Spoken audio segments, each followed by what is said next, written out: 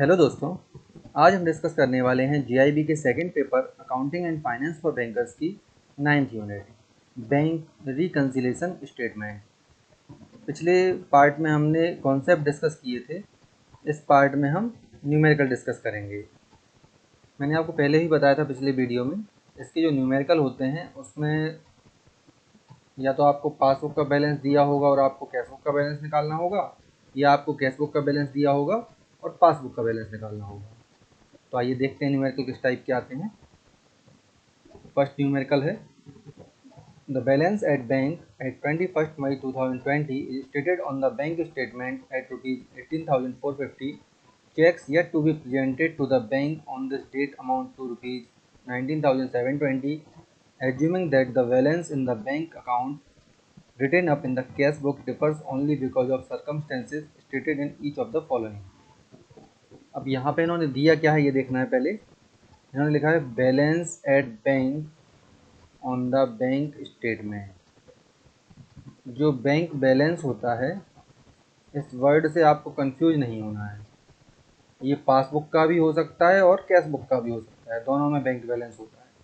Passbook में तो हम जानते ही बैंक बैलेंस होता है, और कैश बुक में बैंक के कॉलम में जो बैलेंस होता है उसको बैंक बैलेंस कहते हैं। तो यहाँ पे हमें क्या दिया है, balance at bank on the bank statement, मतलब जो 18,450 रुपये है, ये क्या है, हमारा पासबुक का बैलेंस है। ये तो हमें मिल गया। साथ में इन्होंने लिखा है cheque yet to be presented to the bank on this date amount to, ये 19,720 रुपये के चेक हैं जो प्रेजेंट नहीं हुए हैं। हमें निकालना क्या है, bank balance to be reported in the statement of financial position. जो फाइनेंशियल पोजीशन का स्टेटमेंट होता है उसका बैंक बैलेंस निकालना है। फाइनेंशियल पोजीशन का स्टेटमेंट क्या होता है, कैश बुक होती है, मतलब हमें कैश बुक का बैलेंस निकालना है। यहाँ पे आपको पासबुक का बैलेंस दिया है और कैश बुक का बैलेंस निकालना है। इनमें डिफरेंस क्यों है, जो ये जानकारी दी हुई है इसके हिसाब से डिफरेंस है। यही डिफरेंस हमें कैलकुलेट करके बैलेंस निकालना है। यहाँ पे क्या क्या डिफरेंस है, चेक हैं जो आपने इशू किए हैं लेकिन प्रेजेंट नहीं हुए हैं, कितने रुपए के हैं, 19,720 रुपये के, ये प्रेजेंट होना है। और दूसरा क्या दिया हुआ है, डिपॉजिट्स अवेटिंग क्लियरेंस 32,475 रुपये के डिपॉजिट हैं जो क्लियर होना है, मतलब कि जो आपने चेक प्रेजेंट किए हैं वो क्लियर होना है। तो मैंने डिपॉजिट ही लिख लेते हैं, ये डिपॉजिट क्लियर होना है आपका। ये दो एंट्री हैं जो पासबुक में नहीं हुई हैं और आपने कैश बुक में कर दी है। सबसे पहले हमें जो दिया है वो लिख लेते हैं, 18,450 रुपये। ये क्या दिया है, हमें पासबुक का बैलेंस दिया है, और हमें कैश बुक का बैलेंस निकालना है। ये जो चेक हैं प्रेजेंट नहीं किए गए हैं, लेकिन इनकी आपने एंट्री पासबुक में कर ली है। आपने चेक किसी को इशू किए हैं तो पैसा आपके खाते से कम होगा, मतलब इनको क्या करेंगे आप, 19,720 रुपये को आपने कैश बुक में घटा लिया है, पासबुक में घटाया नहीं गया है क्योंकि अभी चेक क्लियर नहीं हुए हैं। आपको बराबर करना है तो हम क्या करेंगे, पासबुक में से भी घटा देंगे। यह कितना आ जाएगा आपका, 1,270 रुपये। ये आ गया आपका नेगेटिव बैलेंस, मतलब ये ओडी बैलेंस हो गया आपका।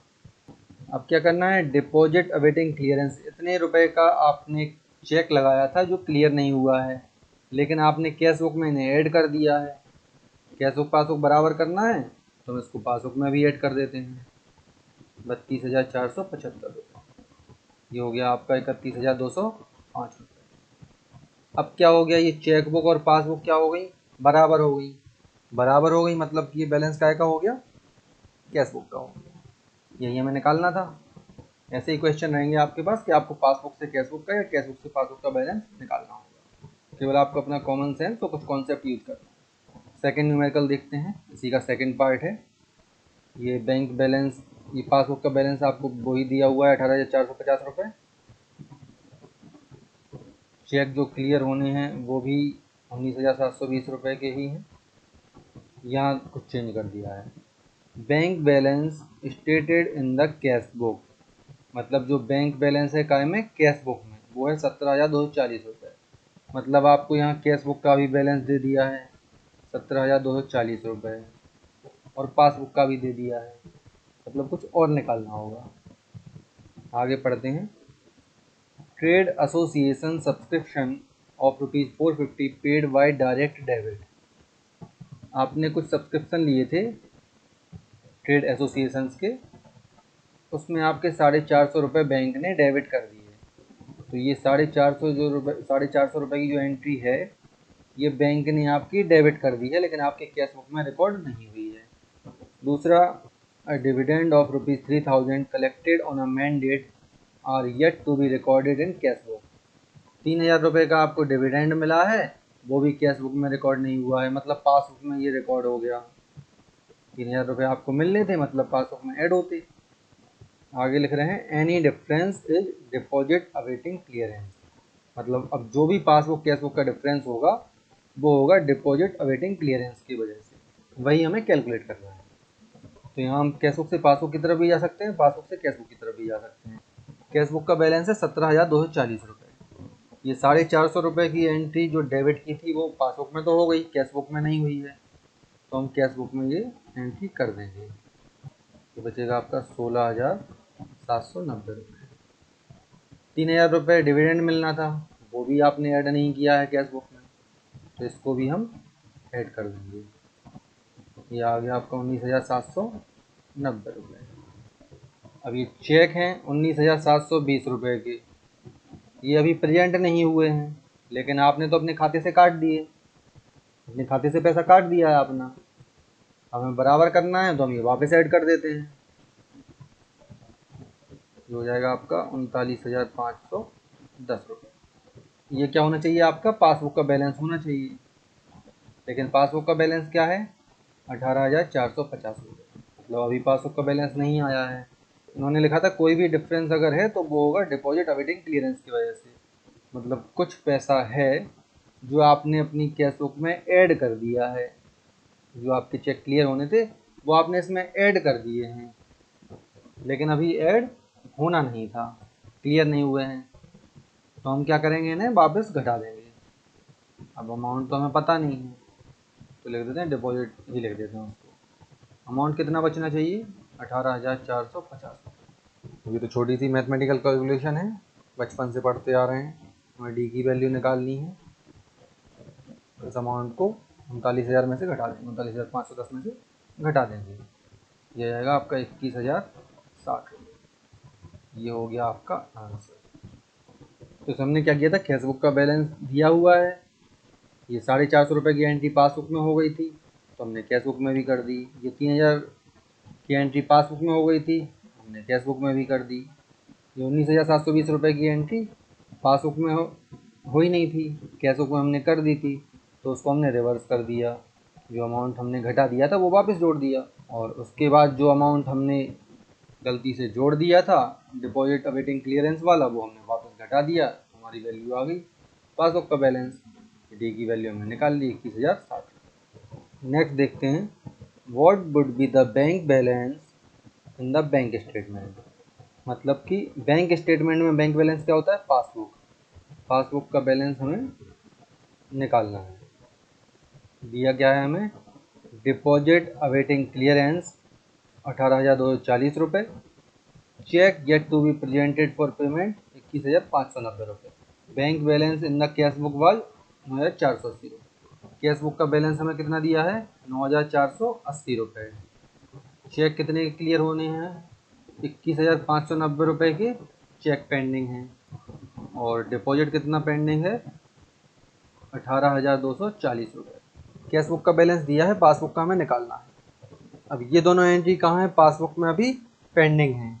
21,590 रुपये के आपने चेक काटे हैं जिनका पेमेंट होना था अभी, लेकिन पेमेंट के लिए अभी प्रेजेंट ही नहीं हुए हैं, लेकिन आपने कैश बुक में से ये बैलेंस माइनस कर दिया है। अब पासबुक का बैलेंस निकालना है तो क्या करेंगे, हम बराबर करने के लिए इसको वापस ऐड कर देंगे, जो हो गया आपका 31,070 रुपये। दूसरा क्या था, डिपॉजिट अवेटिंग क्लियरेंस 18,240 रुपये के आपके डिपॉजिट क्लियर होने थे, लेकिन अभी क्लियर नहीं हुए हैं, लेकिन आपने कैश बुक में ऑलरेडी एंट्री कर ली है, ये अमाउंट आपने मान लिया कि आ गया है, मतलब आपने ऐड कर दिया है। अब ऐड कर दिया है, पासबुक का बैलेंस निकालना है, मतलब बराबर करने के लिए इसको वापस घटा देंगे, क्योंकि अभी ये क्लियर हुआ नहीं है, हमने ऐड कर दिया था तो वापस घटा दिया। ये बचा आपका 12,830 रुपये। अब ये दोनों बैलेंस बराबर हो गए, तो ये क्या हो गया आपका पासबुक का बैलेंस। इतने सिंपल से क्वेश्चन ही आते हैं एग्जाम में। नेक्स्ट पार्ट देखते हैं। भाई हमें पासबुक का बैलेंस निकालना है। कैश बुक का दिया है, cash book reports of bank balance. Cash book का बैलेंस दिया है हमें 21,800 रुपये। चेक प्रेजेंट होना है 21,560 रुपये की, और डिपॉजिट अभी पेंडिंग है 36,240 रुपये का। ये चेक प्रेजेंट होना है 21,560 रुपये। हमने तो मान लिया कि ये चले गए, मतलब हमने घटा दिए कैश बुक में। चेक किसी को दिए हैं तो वो पेमेंट लेगा, आपके खाते से पैसे जाएंगे, मतलब हमने कैश बुक में घटा दिए, लेकिन अभी पासबुक में घटे नहीं हैं, तो मैंने क्या किया, वापस जोड़ दिया।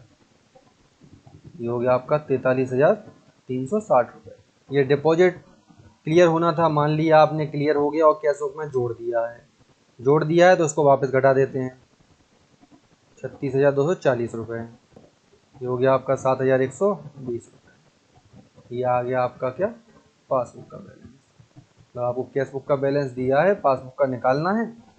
केवल आपको कुछ एंट्री हैं जो कैश बुक में कब करनी है, पासबुक में कब करनी है, ये हम पिछले वीडियो में देख चुके हैं कैसे एंट्री करते हैं। बस वही कॉमन सेंस लगाना है। कैश बुक में आपने एंट्री डेबिट की है या क्रेडिट की है, और पासबुक में नहीं हुई है, तो बैलेंस करने के लिए हमें क्या करना पड़ेगा। इतना सा कॉन्सेप्ट अगर आपको समझ में आ गया तो सारे न्यूमेरिकल इजीली हो जाएंगे। ये आपका अकाउंटिंग का सिलेबस कंप्लीट हो जाएगा। कुछ और न्यूमेरिकल करेंगे। इस लेक्चर में इतना ही, नेक्स्ट लेक्चर में मिलते हैं, तब तक के लिए थैंक यू।